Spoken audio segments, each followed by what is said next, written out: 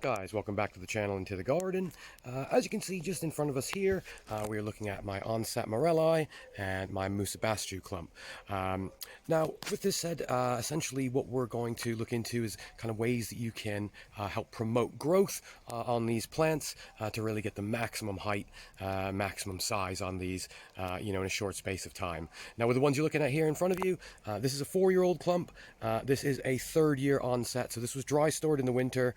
I do have a video out previously on that. We're going to be doing a new one this winter as well, but just so you know how that got through, that was in a cupboard, completely dry over the winter, brought back out in the spring, and it's put on a decent amount of height here.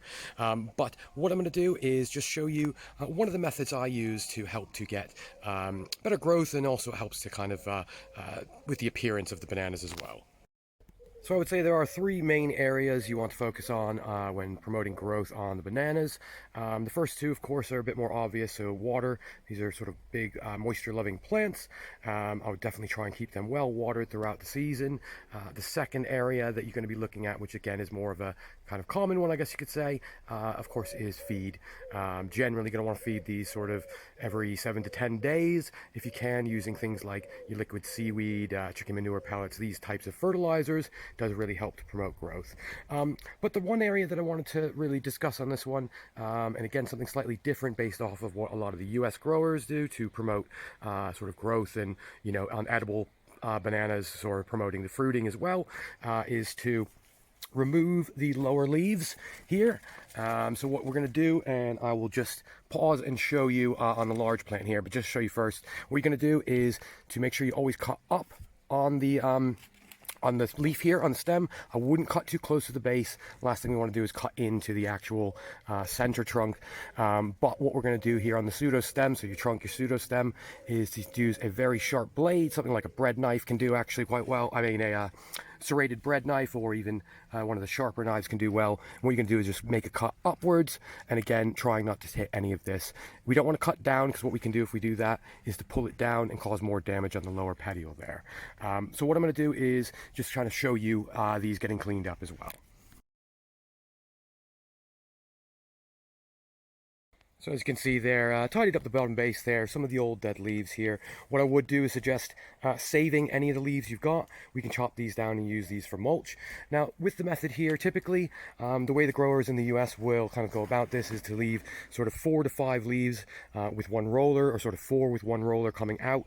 And again, just giving it enough leaf to promote photosynthesis and feeding, but also at the same time, we're not taking too much off of the plant here. Now with these, again, one thing I would say is, if your banana is 1st year, I would kind of maybe hesitate against this method until it is in its 2nd year and a little bit larger. You can still remove some of the very lower small leaves as they could come out, but again, I would leave probably at least 6 leaves on a newer banana. Older clumps like this, again, with this being quite old, you can see a lot of the tat on the leaves here.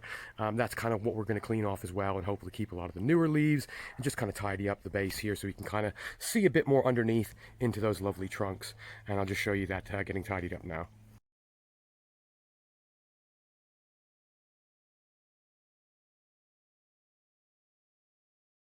See now all the tat on the ground here. Remove probably about 15 to 20 leaves, as you can see through the little time lapse. It has cleaned this out quite nicely. Now you may see a couple tidy ones here still on there. Now what I'll do is wait for that to grow its next couple rollers and then remove those.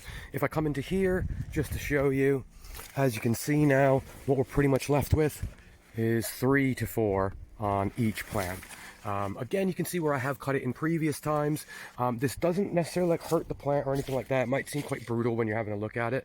But let me just kind of step back just to show you from this side here.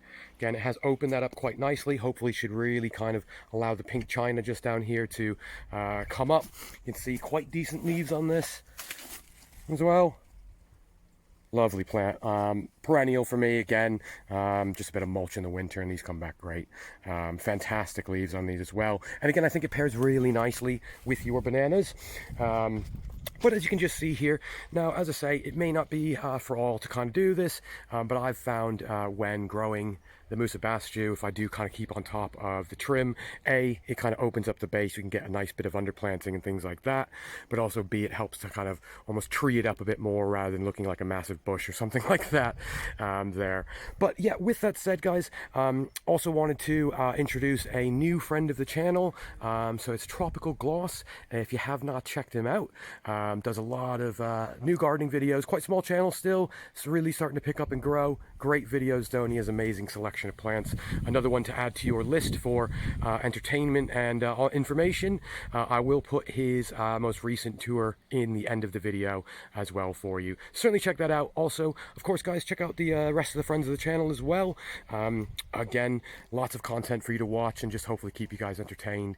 Any thoughts on this? Certainly put them down in the comments. Again, as always, love to kind of see your comments and you know, learn from others' experience as well. Hopefully we can again help the community that we've built here. But with that said, guys, if you're not subscribed, certainly feel free to subscribe and join the channel. Lots more content coming out. Keep you up to date with things like the B&M stock and things like that as well. And we've also got a new pond build coming up as well for the guys who are also into the ponds. With that said, of course, thanks for watching. See you in the next one.